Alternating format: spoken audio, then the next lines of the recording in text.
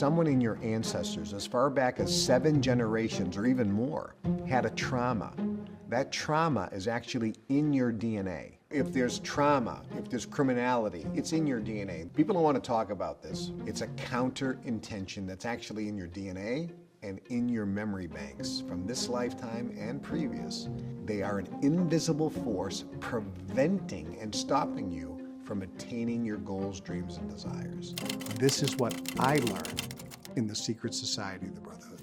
When you look at books on success, how to achieve your goals, how to manifest, how to create the life you want, and then there's the law of attraction, how to attract things into your life. There were all these success systems, the master key to riches, and a whole host of other books. And when you look at these books, none of them know what is really a key element that's holding people back from manifesting or attaining their goals. And that is subconscious, invisible counter intentions. And these counter intentions are actually in your DNA and in your memories. We learned this in the Brotherhood. So we learned that your mother and father and all the ancestors on your mother's side and on your father's side, if they had a counter intention to, let's say, making money or having a relationship, a romantic, pleasant, wonderful relationship, or communication, or health, or spiritual awakening, or the ability to dream big, or leadership qualities. If there was something that they said, a postulate they made, a trauma that they had, that stuck in your DNA. And if a person is trying to make money, they're out there saying, I want to make money, and they're applying these formulas that they learned in these other books, but they find out it's not working. It's a struggle. It's hard. I feel like there's some invisible force pushing against me. It's true. There's a counter intention in the field. So if you can imagine somebody in your lineage was very religious, and maybe from a Christian tradition, they're reading the Bible and it says, money is the root of all evil. And that's what they're believing and pounding into their brain, into their DNA, that money is the root of all evil. It's easier for a camel to walk through the eye of a needle than for a rich man to enter the kingdom of God. So if you want to go to heaven, you have to be poor. You can't be rich. The poor will inherit the earth, not the rich people. So you have in your DNA this whole counter-intention that says poverty is good, wealth and money is bad. You don't know that exists. So if you're out there trying to make money, you have this counter-intention that's working against you. If somebody in your lineage, for example, tried to make some money, had some money and got it stolen from them, or if they had a lot of money, they lost their friends, or if they had a lot of money and then people tried to rip them off and they got scammed, now they think that money is not safe to have. Actually, having money is not safe. Money is actually bad and evil. Money is not good. And then you might have people in your lineage that says, hey, we were born on the wrong side of the tracks. We're not worthy of having money. We're not good enough to have money. We don't deserve money. So these counter intentions are actually in you, especially if your lineage didn't have a lot of money and a lot of wealth and a lot of success. And then when a person is reading the book Think and Grow Rich and they're trying to apply these manifesting formulas or law of attraction formulas, and they struggle, they wonder why. But they can feel it. There's this pushback. So they have this energy that's pulling them back, going counter to their intention, current intention, which is I want to make money, and then they have a invisible counter intention pushing them back. Imagine walking up a hill, and at the top of the hill is riches, a treasure. And you're walking up the hill, it's not very steep, but you're tired. You're like, oh my God, why is it so hard to walk up this hill? All the money is right at the top, I can see it, but why is it so hard? I'm so tired. And you stop, and then you start sliding back down the hill, and you're thinking, what is going on? And what you don't realize is strapped to your back is 1,000 pounds of rocks. That's the counter intention. So unless you get rid of these counter intentions, you're not going to be able to manifest or achieve what you want. There's actually 33 frequency bands, energy bands, or dimensions, or levels where these counter intentions reside. That's in your DNA, but you also have counterintentions in your memory banks. And let's say in a relationship, maybe early in your life you had a boyfriend or a girlfriend, you came home and they were in bed with somebody else. You were traumatized. And if you're a guy and that was a girl, you may have made a postulate that says, I'll never trust a woman ever again. Women are all cheaters. You may have said that in that moment of emotional pain. Then you forgot about it. But now going forward, every time you're in a relationship, why are you triggered to jealousy? Why do you always suspect them? Why is this always fear of pain? I want a relationship, but then subconsciously you have a counterintention that says, no, relationships are going to give you pain. Stay away. And so you start self-sabotaging the relationship that's good, and then it doesn't work out. You're creating this perpetual disaster because of a counterintention that you don't even know is there. We learn this in the Brotherhood. It's subconscious, below your level of awareness. It's invisible. You don't know it exists. And unless you clear them out, unless you transmute that energy, you virtually have to clear that energy out of your DNA and your field. You're going to be struggling your whole life. Kevin, when you were recruited into this secret society, the Brotherhood, you yourself had counter intentions that needed to be addressed. Is that correct? Well, remember, when I was brought into the Brotherhood, I was one of those outliers. I didn't come from an elite family, a wealthy family, a connected family, an educated family. So I had some abilities that some of the other people didn't have, but I also had a lot of counterintentions that they did not have. So since I didn't come from a moneyed family, I had massive amounts of counterintentions on the area of money. I had counterintentions on the area of relationships, but the biggest one, surprisingly enough, and this is always a surprise to people, is my biggest counterintention was on communication. I stuttered, and I was incredibly shy. I could not be in a room with people. My face would turn bright red. My mom would always take me to the doctor. It's like, why does his face and neck turn red? Does he have high blood pressure or something, or some allergic reaction to something? And the doctors ran all the blood tests and they couldn't figure out what the problem was. Well, the problem was there was energy, that there was a massive fear about communicating with other people. I stuttered terribly. I couldn't communicate. I couldn't get my point across, and I didn't feel confident in talking to people, interacting with people. Therefore, I was always wanting to be by myself, and when I would go into a room full of people, I had stress and anxiety. When I was run the processes on the 33 dimensions to clear the counterintentions in my DNA and in my memories, then all of a sudden I became a good communicator. I get my point across and people get it, not only with the words, but I can communicate now energetically so people get the intention of what I'm saying. Beyond counter intentions, blocking people's ability to make money, have healthy relationships, and communicate well, do they also impair or hinder our ability to dream or dream build? There's a massive counterintention on the ability to think big and dream big. And we all know this. Our parents would say when we were kids, when we started dreaming and fantasizing and talking about, I'm going to go to the moon, I'm going to be an astronaut, stop dreaming. What makes you think you can do that? You're just going to be disappointed. Be realistic. That's what we are taught. So the ability to think big is a critical element to success in all areas of life and happiness. That has a major counterintention. So that's a banned, dreaming. Then there's leadership skills. And leadership skills are taking initiative. Can you start something, or do you procrastinate? Or if you do start something, do you always not finish it? So there's a whole host of leadership skills, and one of the leadership bands is confidence. So if you look at leadership, a leader has confidence in himself. He has confidence that he can get other people motivated and inspired. There's a whole host, there's 33 different bands on leadership, many of which you could say are your self-image, which is true. Do you see yourself as a leader or a follower? Okay, so there's leadership energy. Then there's communication. There's organization, focus, and concentration. There's spiritual awakening. People have a lot of counterintention on being spiritually awakened or enlightened or aware or conscious. They live in a trance, they're asleep. There's a lot of counterintention. And when you start talking about spiritual things or the nature of you, who you really are as a spiritual being, and you talk about dimensions or heaven or the oneness or consciousness or awareness, most people just immediately collapse inward, put their head in the stand and say, I don't want to talk about this. And if you talk about anything religious, they just immediately, I don't want to talk about this, and they immediately resist, because there's a counterintention.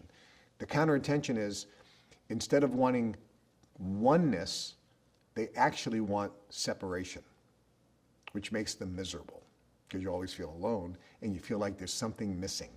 We do want oneness, connectedness, but then we have the counterintention that says, no, I want separation. There's your counterintention on spiritual awakening. And then there's health. We have many people that have counterintentions on health. You see people that are grossly obese and they can't get it together. Is it a biological thing? Thyroid doesn't work well. They maybe have some type of issue with insulin. Maybe they have some type of issue with allergies, or there's a metabolic issue there.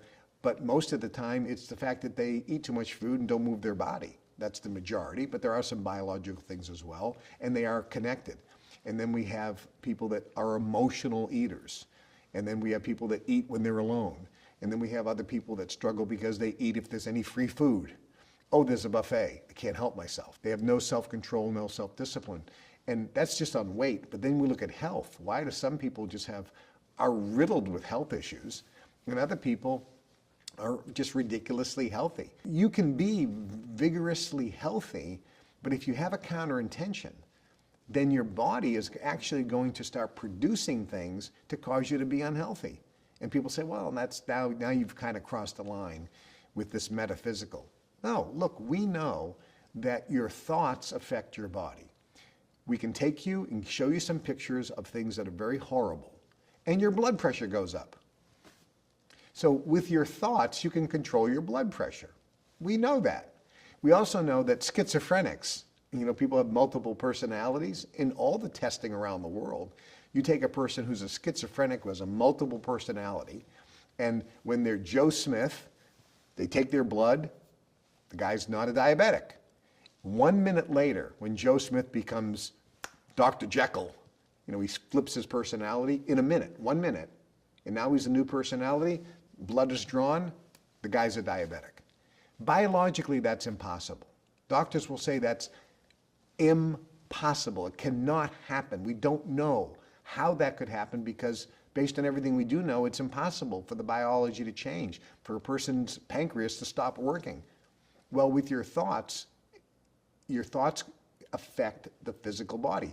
We know guys like Wim Hof, the Iceman. He can lower his blood pressure, increase his blood pressure. The amazing things he can do with his mind, and many, many other masters have shown this, where they can change hormone secretion just with a thought. It defies science, but the fact is it's real. Bottom line is, there's a lot that science doesn't know, that we were taught in the Brotherhood. Most importantly, that the energy that's in your field, whether it's a vibrational frequency that's in your DNA or a thought that you have, a subconscious thought that you're not even thinking about, can affect your body. So if you have a counterintention on the area of health, it can dramatically affect your ability to be healthy. It was just an awakening. My income has doubled. I'm getting close to tripling. You can build an amazing, amazing life, although just your wish is your command. How much more money I'm earning and the woman that I have in my life is just miraculous. Your wish is your command gave me the recipe to manifest the job that I wanted. It really just gives you the recipe. After I finished it, my life changed. My income doubled. I make lots more money. It was like magic. I'm making more money than I've ever had, ever. Enlightening. Empowering. Powerful, but simple. Inspiring.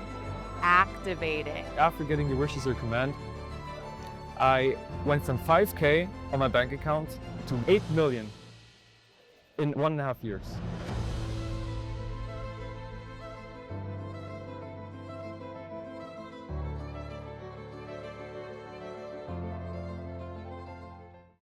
We know the expression, the sins of the father. If someone has a lineage that includes violent behavior, a father or grandfather, for instance, who was a murderer. Is that in your DNA? Everyone has counterintentions. Scripturally, it says the sins of the father are passed down 7 generations, which is exactly what science now has proven today. And this was in the Old Testament. So if there's trauma, if there's criminality, if there's anything that went on in your history, it's in your DNA. There's a vibrational frequency there. People don't want to talk about this, but that's the fact. So if you have somebody in your family where there was some type of violence, domestic violence, or your lineage was the Nazis and they were doing terrible things, that's in your DNA. That's vibrating in your DNA, and it could act as a counterintention on one of the bands that I previously mentioned. This is why getting those addressed and cleared out is critically important. And nobody talks about it in any book on success or personal development because, quite frankly, no one knows. We knew it in the Brotherhood, and it was a foundation. It was one of the basic foundational principles that we were taught, we were processed so that we could clear these out in our DNA and in our field. Again, not just this lifetime, but previous, so that we would be free of those counterintentions.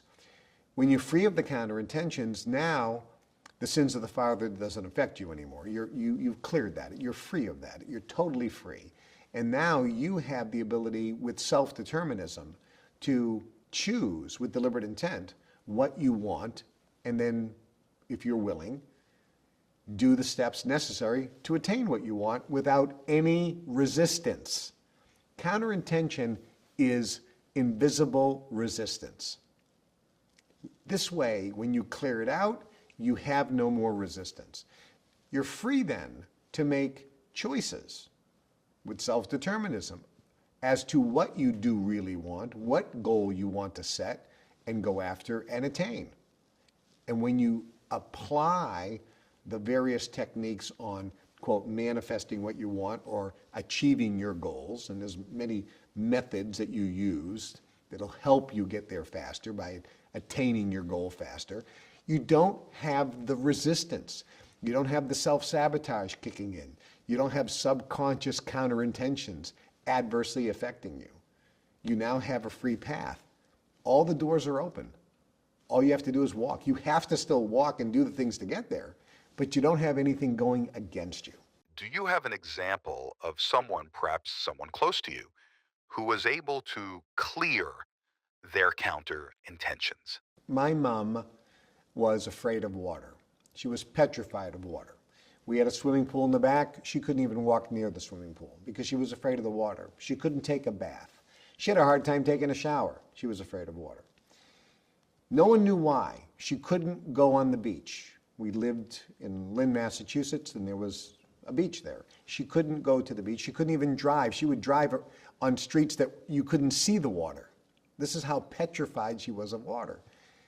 And I asked my grandmother and all my relatives, what trauma did she have early in her life? Did she almost drown? And my grandmother said from the moment she was born, when we tried to bathe her, she would scream bloody murder. She hated water from the moment she was born. This was something that she was born with. There was a trauma there. There's a counterintention. So I asked my grandmother. We went to the lineage, and guess what we found? An ancestor drowned. Drowned. There it is. In the ancestry, there was a counterintention. Now, the question that would come up was, well, if there's an ancestor that drowned, shouldn't every single person who has some of that DNA also have that sphere of water? It's a good question, but the answer is no. You have in your genes or in your DNA possibly a gene that makes you susceptible to diabetes. Somebody else has this same gene. They have diabetes and you don't, you never get diabetes. So even though two people may have the same gene, one may be active, one may be not, based on a whole other variety of factors. It's just one element. So my mom had this in her DNA. When I found this out, and since in the Brotherhood I knew how to clear these counterintentions, I said, hey, let's do something to get rid of this phobia, if you will, of water. And she said, well, it's not going to work. Well, I know how to basically match the frequency. So I matched the frequency, cleared that out, and then I said nothing. Didn't try to push. I said that we just did it. Okay, couple days later, I'm out in the swimming pool and I call through the window, "Hey Ma, come out here, I want to show you something." For the first time, my mother came out to the swimming pool. She never came out this room because she was afraid of the water. And I started talking to her. She didn't say anything. A couple days later, we're in the car. I go, "Hey, why don't we go down Linshore Drive? I want to go down to Swampscott." Okay, and she, for the first time, took Linshore Drive where all the water was. And she didn't say a thing. And then later, I said, "Hey, Mom, how do you feel about water now? Do you notice you have any different feeling about it?" And she's in the kitchen, looks out the window at the swimming pool, and she goes, "It's different." I go, "Well, let's go outside and see." She walked out without hesitation, walked over to the water. I says, "Splash around in the water a little bit with your hands." It was an above ground pool. And she goes, "You're a magician." And I said, "Yeah. You clear out the counterintention, you have no more resistance." So for anyone watching this who is now aware of the possibility, in fact, the likelihood that they have some counter intentions, what's the first step that they could take to clear some of those? Well, remember, in the Brotherhood, we knew how to do it. So there were certain people that were trained, I was one of them, that would take others and go into the field and stimulate the counterintention in the DNA and blow out the charge by matching the frequency. We would do that also in the bank. So we would do it on 33 dimensions on money, 33 levels or frequency bands for relationship, 33 for leadership, 33 for dream, etc., etc. We went through this to clear out, neutralize, transmute, and free us from all these counterintentions. This makes you Superman at the end of the day because you have no counterintention, you have no pushback, you have no resistance. Okay, I would actually go into palaces of royal families and do this to their children because the elder ones had already had it done in the Brotherhood, but they weren't trained on how to do it. They didn't have the ability to do it to the kids. So there was me and a few others in the Brotherhood that would go around the world and do this to wealthy families in the homes. And I was in these palaces, I was in these homes where I would run these processes. All right, the average person cannot do that. I actually do this now to individuals. I actually offer this. But what can the average person do? If you have counterintentions, two things you have to consider. A counterintention is a frequency, and that frequency has to be matched, or that frequency has to be in an environment where there's a much higher frequency. Those are the two things in order for this to transmute and you to free yourself from that counterintention. So what does the average person do?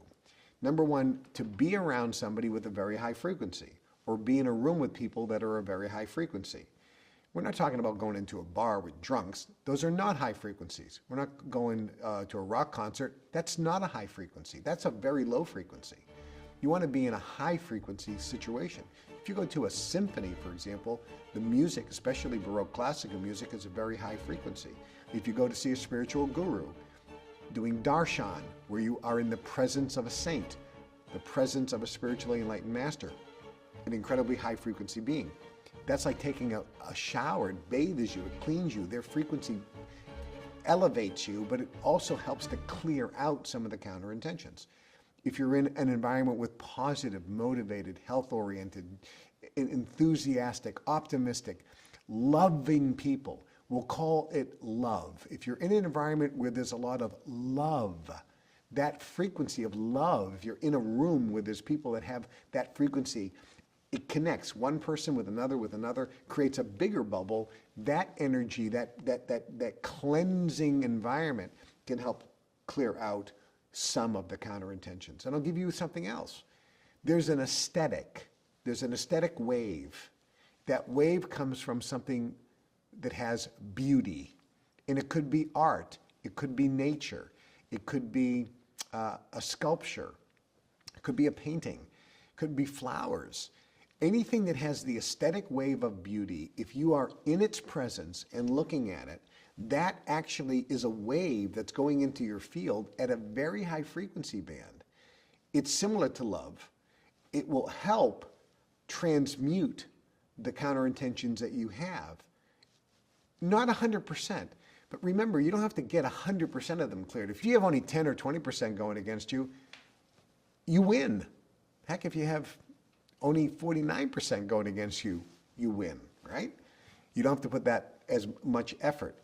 The less counterintention you have, the easier life is. When a person begins to clear some of the counterintentions in their field, as you say, does that person actually notice a difference? How does it feel? You feel lighter, you feel a sense of expansion, you feel empowered, you feel powerful, you feel optimistic, you feel in control. Your confidence in your ability to attain your goals or achieve what you want to achieve skyrockets because you have a knowingness now that you don't have any, you're not going to have or encounter any invisible resistance if you start moving toward what you want. It's like, oh my God. I remember not being able to see when I was a kid. I looked at the blackboard, everything was blurry. I didn't know wasn't normal. So one day I was squinting and the teacher said, "Can you see the blackboard?" I go, "Yeah, I can see it just fine." I thought that's how you saw the blackboard. She goes, "I want you to go down and see the eye doctor tomorrow and have an exam."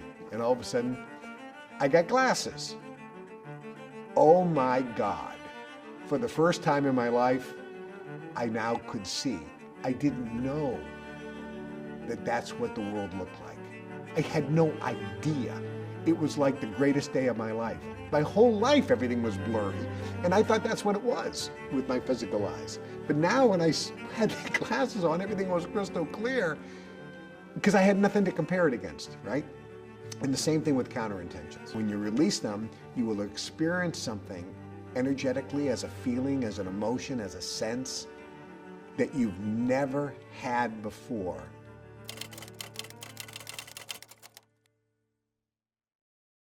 It was just an awakening. My income has doubled. I'm getting close to tripling. You can build an amazing, amazing life, although just your wish is your command. How much more money I'm earning and the woman that I have in my life is just miraculous. Your wish is your command gave me the recipe to manifest the job that I wanted. It really just gives you the recipe. After I finished it, my life changed. My income doubled. I make lots more money. It was like magic. I'm making more money than I've ever had, ever. Enlightening. Empowering. Powerful, but simple. Inspiring.